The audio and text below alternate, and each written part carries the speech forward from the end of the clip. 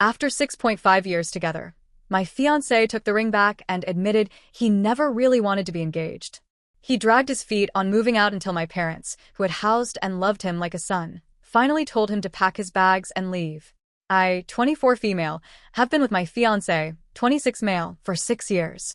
We've lived together for 2, and we've been engaged for a little over a year now. For most of our relationship, we've been what I thought was a really solid couple.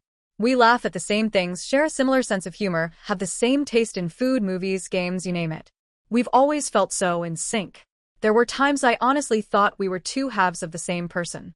Being with him felt like being home. That's what makes this all so much harder. Because now, I'm starting to feel like I'm in this relationship alone. He's never been a super expressive or a romantic guy, but in the beginning he tried. He'd surprise me with little things, hold my hand for no reason, pull me into his lap while we watched movies. He'd text me during the day just to say he missed me, and he used to plan things for us, even if it was just a late-night drive or a spontaneous ice cream run. It wasn't constant, but it was enough that I felt chosen. I felt loved. Somewhere along the way, though, things changed. Now he comes home from work at 4 p.m., gives me a quick hey, and immediately opens his laptop. From then on, he's pretty much in his own world. Sometimes I think if I didn't physically reach out to him, touch his arm, sit close, initiate a hug, we might go an entire day without any real contact. If I didn't plan our dates, we wouldn't go on any. If I didn't start the conversations, we wouldn't talk about anything deeper than, what do you want for dinner? It's not just sex, though that's dwindled too. It's everything. There's no initiative from him, no spontaneous affection, no emotional pursuit. I feel like I'm constantly reaching for him, and he's just there. Not pushing me away, but not reaching back either. Just existing beside me, like a roommate I once dated. And when I bring it up, he always says the right things. He apologizes, he promises to do better, he admits he's been caught up in work or tired or stressed. And for a few weeks, maybe a couple of months, he follows through. He'll cuddle more, kiss me randomly, suggest we go out to dinner. And for a second, I breathe. I let myself believe that we're back. That he heard me, and this time will be different. But it always fades. We always fall back into the same rhythm, me trying, him coasting. What's even more painful is that it's not like he's a bad person. He's not mean, or disrespectful, or unfaithful. He's calm, kind, stable. He listens when I talk. But he doesn't try. And after a while, love without effort doesn't feel like love. It feels like obligation. Like a habit. I never thought I'd be that person asking, is this it? But lately, I lie awake and wonder what the rest of my life would look like if nothing ever changed. Would I be okay living like this for the next 10, 20, 50 years, planning everything, initiating everything, always wondering if he really wants to be here, or if he's just used to being here? But what really broke me happened on Monday. We were sitting at the kitchen table, just him and me. Emotions were already raw because I'd been trying so hard to open up, to make him understand how lonely I'd felt. I brought up couples counseling again. I told him it wasn't about blame, but about us, not just living together, but actually being together emotionally. He agreed. Relief flickered inside me, tiny but fierce. Then I mentioned the wedding planning. You see, something had cracked inside me over the past few months. A part of me, so hopeful, naive, believed in the proposal he'd made 14 months ago. I'd started looking into venues. I'd driven us to one last weekend, imagining how I'd walk down that aisle in a dress I hadn't even chosen yet. I'd created Pinterest boards full of pastel flowers and rustic archways. I'd started guest lists, my closest friends, my family, us. He hadn't even Googled venues since September. Not once. I asked him to look with me so we could check out a few options together. Maybe choose a date? He looked embarrassed. He swallowed hard. Then he said, calmly, as though it was reasonable, that he hadn't thought about it since September. His voice dropped even further when he told me why he proposed in the first place. I felt like you expected it or wanted it, and I didn't want to disappoint you. He admitted he'd never been 100% ready. Imagine the wind just going out of you all at once, like someone pulled the rug from beneath every dream and memory you'd been building. All those Pinterest boards, the guest lists, the wedding dress visions, they felt suddenly like lies, like they'd been built on sand. My fingers shook physically when I slid the ring off my finger. It hurt more than I expected. I said I couldn't wear it anymore because it didn't represent the same thing for either of us. It felt wrong. He let me take it, not as anger or relief, but with a flat expression I couldn't read. He told me he'd give it back when he was ready to be engaged in this relationship. Not the idealistic version in my head, but the messy, hard reality of what we'd become. That moment broke me. I remember thinking, I thought this meant something. I thought he meant it. We'd fallen into a comfortable routine, and I'd believed the promise that was ring-shaped and shiny and official. But he had been stuck, emotionally frozen, not ready, for over a year while I'd quietly been planning our future on my own. Today is couples therapy. He booked it Monday afternoon, practically immediately after I'd first asked. He's trying again. He's being affectionate these past few days. He's genuinely working to break out of the routine that has been drawing distance between us. But I'm not sure it matters anymore. I feel like I've been fooling myself or being fooled. How do I go into therapy wanting to make this relationship work when he's only waking up now? It feels too late. My heart is fragile. My trust fractured. I'm showing up because I want to fight, because I've loved him for 6 years and I still believe he could be capable of giving us the love and effort I crave. But I'm also not sure I can stay if today confirms that he is still emotionally stuck, that he still sees marriage as something he owes me and not something he truly desires. So how do I go into counseling with that dual mindset? How do I tell him honestly what happened to my heart and what I still want, but without forcing him into something he can't be ready for? And how do I listen to myself so I don't hold on to promises that were never really his to give? I was only thinking about these things, and now I really didn't know. But I did knew I'm terrified. Terrified to admit that maybe I loved someone who wasn't fully with me. Terrified that this might be too far gone. And equally terrified that maybe therapy could bring back something that feels worth saving, if he's truly all in this time. I thought therapy might be the turnaround moment, the place where we'd finally say the words we both danced around for so long and figure out whether we could stay together. But 18 days later, after sitting in that therapist's office and laying it all out, I felt more lost than ever.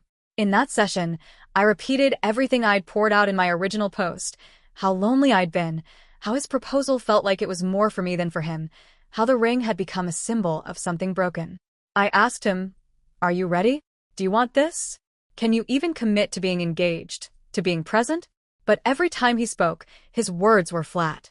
He rammed into cliches with that distant, practiced tone. I do want to work on things, but I could tell they weren't really his words, not anymore. He didn't dig deeper when pressed. He just shrugged and apologized, without any real insight or intention behind it. Nothing felt heartfelt. The therapist suggested maybe giving each other space, trying out separate living for a while, to see if absence truly did make the heart grow fonder. But I could see in her eyes that she didn't believe he'd make the effort even if he did have the space. I could feel in myself that I'd already made the decision. We were done. I didn't want to break up in that sterile, fluorescent-lit room, so I asked for a few days to think. Those days felt like walking through molasses. I replayed everything in my head, the empty proposal, the ringless finger, the distant affections. I realized I couldn't keep waiting. I couldn't stay tethered to someone who couldn't choose me even after all these years. About a week later, I ended it. It broke me, more than I expected. I texted him at first, then met him in person. The conversation felt surreal. At first, he got dramatic, clutching at metaphors about us being a sinking ship, saying, "I'm the captain left behind," and how he was begging me not to jump. He accused me of quitting on us now that you'd have to actually invest, like that somehow made me the villain. I sat there steadying my voice.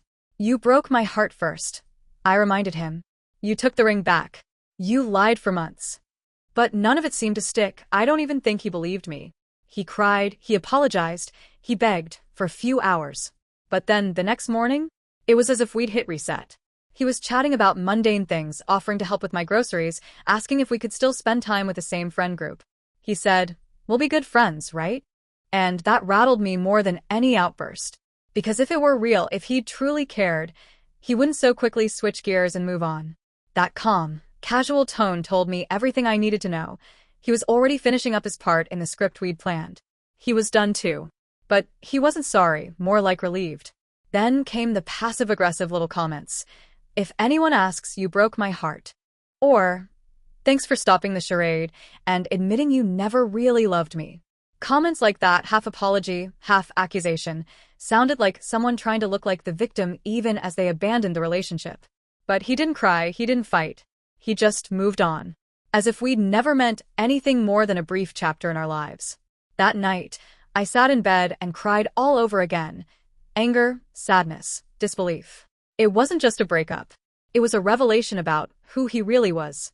I shouldn't have been shocked, but the calmness tore me to pieces. The indifference felt worse than the tears. I don't know how to unpack this grief. They say closure has to come from within, but my closure feels messy and open-ended. We didn't leave shouting or breaking things. We parted quietly, and that hurts more than any dramatic exit could have. I kept wondering, was any of it real? Did he ever love me? Or was he just good at pretending long enough for till you sweep and draft beer and Netflix complacency? I'm walking through a fog of memories. The ring, the Pinterest boards, the loneliness, the sudden hopelessness. And I keep spiraling between relief, finally it's over, and aching sorrow. I loved him so fiercely. I need to remind myself he chose this. He chose indifference. He chose the calm exit after 6 years. He took the easy way out and left my heart in the wreckage. After 6.5 years together, yesterday felt unreal, like an echo of a life I thought I'd keep forever.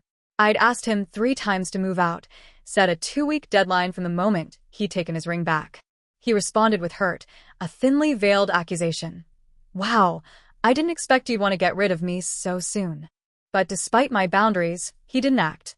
No apartment hunting, no farewell logistics. It took my parents stepping in, the people who had taken him in like a son, supported him through so much, to finally make it happen. With no rent paid and no contribution, he'd lived here for months as though nothing was changing. My parents, tired of being his safety net, told him bluntly to pack his things and never come back. And just like that, the pull of 6 years vanished. Without explanation, he found a flat, and yesterday he left. Helping him move was surreal. Every box I passed him felt like handing over a piece of my past.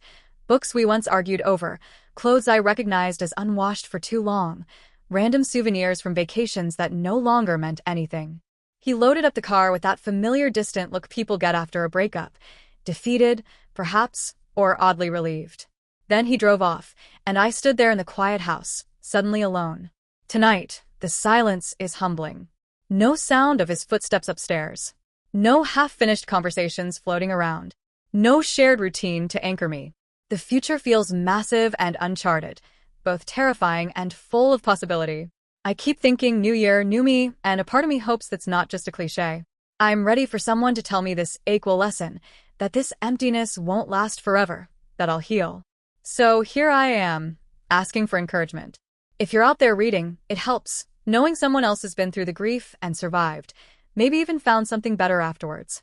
Because right now, it feels like my whole identity has ripped away. I'm grieving the plans we made, the versions of ourselves we built together. But I also feel the stirrings of something new, independence, self-trust, the freedom to love fully again someday. To anyone who's been there, how many small moments, the sudden quiet of an empty house, the first morning without him, get easier? How long until I can close the door without flinching, sleep without half waiting for him to say goodnight, or plan my future without that familiar shadow in mind? Because even though tears are still fresh and healing feels distant, I want to believe I'm building something stronger, someone stronger, again. And if that's true, then yes, new year, new me. And maybe it'll be the best one yet.